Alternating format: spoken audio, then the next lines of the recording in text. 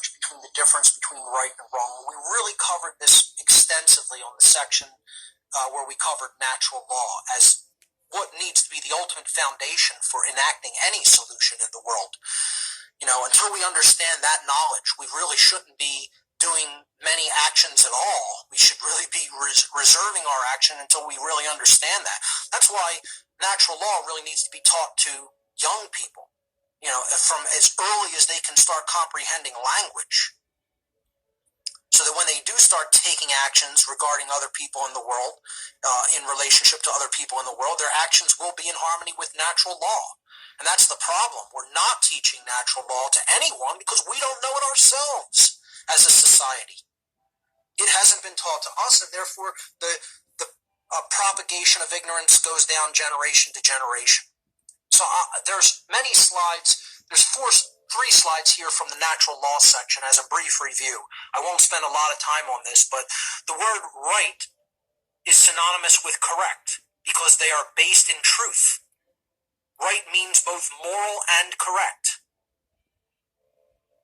because it's based in truth and natural law. If something is correct, it's based in truth. If something is moral, it's based in natural law, and it's based in truth, and it's correct. It's right. Actions that are based in right do not result in harm to other sentient beings. Wrong, contrasted with right, is incorrect. It is immoral. That's why we use it for both, meaning both incorrect, you're wrong about that, you gave the wrong answer, and immoral. We follow what is not true, it leads us to immoral behavior. Incorrect, not based in truth. Immoral, not based in natural law. That's what wrong is. And the reason that it's wrong is because actions that are based in it result in harm to other sentient beings. And that's common sense. You know when suffering is being caused to another person. And if there's no suffering being caused to another living being that has provable cause, provable result of harm that has been done to them, then there's no wrong action that has been done, and someone has a right to take that action. Someone brought up the other day that, the Islamic law that prevents women from showing their face, could that be in harmony with natural law? Absolutely not. It's an impossibility for that to be in harmony with natural law. Is it a right or not for a woman to show her face to someone else in public?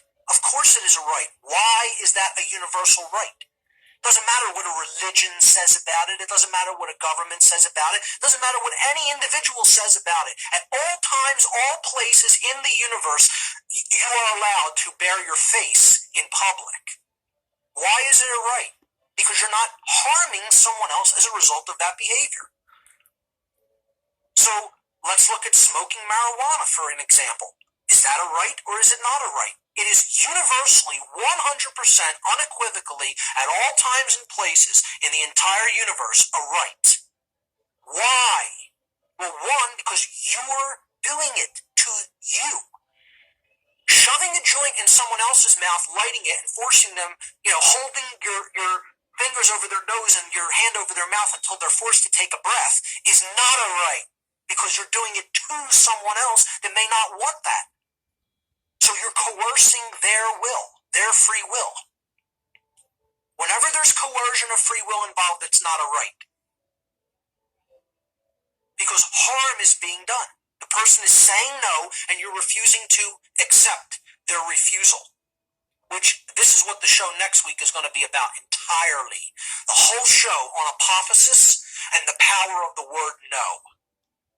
And I'm going to go into some allegories again through popular fiction of the usage of the word no. I'm going to look at 3 particular modern movies that the most powerful word in the universe is explained in allegorical fashion. The word no, which we need to start falling in love with. And understand apophasis, which I'm going to touch on at the end here today. But this is the difference between right and wrong. You're allowed to smoke marijuana under natural law because you're doing it to you. You are taking something into your body. That's your property. You own this vehicle while your consciousness inhabits it in this realm. Someone else doesn't own your body, therefore they're not allowed to tell you what you're allowed to do with your body via putting something into it. It doesn't matter what justifications or reasons they come up with. Now, that means you're responsible for what you do with your body after you ingest something. You're not absolved of personal responsibility. If you want to take some substance and then do something that is then subsequently do something that is immoral, you need to be held accountable for the action. It doesn't matter that you took something. You made the decision to take something that affected your judgment.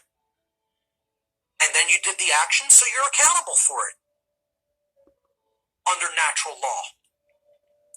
So, understand what natural law is. This is slide number 15. A living being must be harmed or defrauded in order for a violation of natural law rights to have taken place.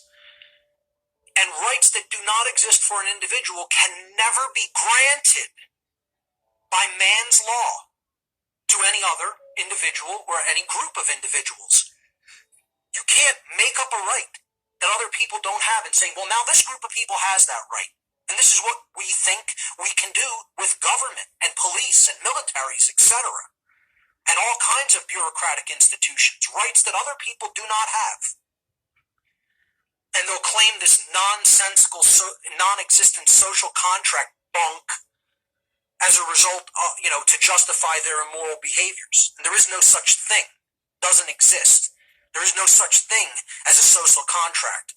There's individuals either choosing to live in harmony with natural law with each other or refusing to live in harmony with natural law. And they're therefore creating chaos instead of order. So we need to know what right is versus what wrong action is. And the best way to know what right is through the negative. And I keep emphasizing this over and over again.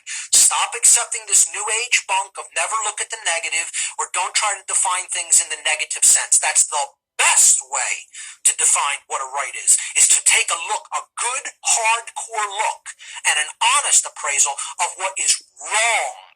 What is a wrong is what you need to truly understand to understand what a right is. Because a right is anything which remains if there is no wrongdoing, which is a harm to another person through your action. So if I sit here and drink a beer, that would have been illegal in 1920, even though I was harming no one. And now suddenly, magically today, that's legal. They can make something from immoral to moral, or from moral to immoral, at the stroke of a pen. Yeah, you didn't know that's how it works? Morality and immorality have nothing to do with nature's laws. It has to do with the whims of a dictator who writes something down in a little book. And now says, well, that's now immoral. Anybody that I catch doing it can be punished by whatever dictates I happen to also pen down that they will be punished according to.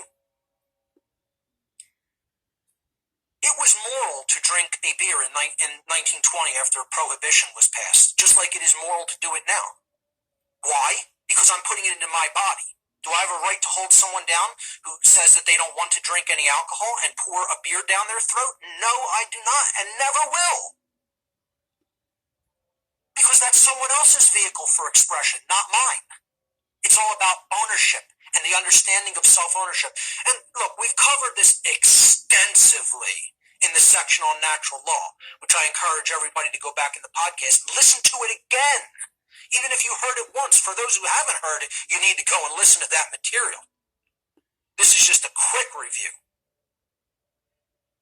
I believe it was in the 70s up through the 80s is where I covered, or the 60s up through into the 70s, something like that, in the podcast section.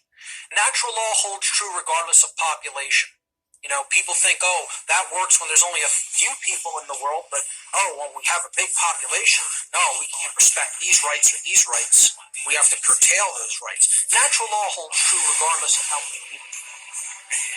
And when in doubt whether an action is in harmony with natural law, visualize the scenario with only two people. And if it's right, then it's right. If it's wrong, it's wrong for all of 7 million.